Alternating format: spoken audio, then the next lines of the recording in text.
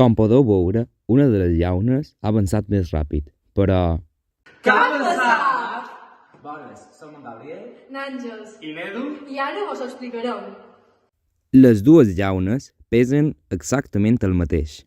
I què ocorre? Realment hem fet un pot de trampa. Amb un parell de monedes i cinta hem creat uns pesos. Després els hem aferrat de diferents maneres a les llaunes.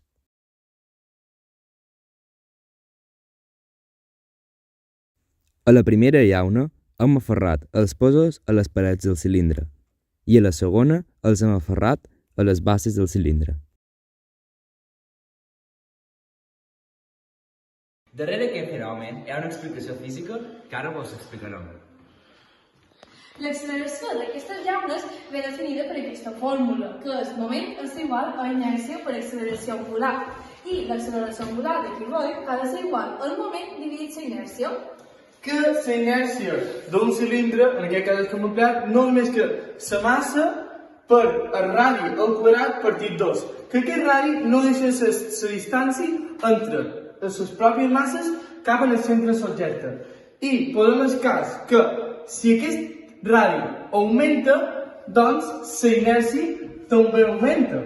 I si la inèrcia augmenta, l'acceleració angular disminueix.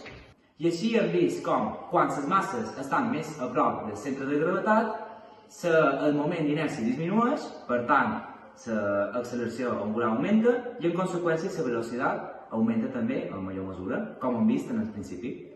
Fins aquí el vídeo, esperem que us hagi agradat. I que hagueu après alguna cosa. Moltes gràcies.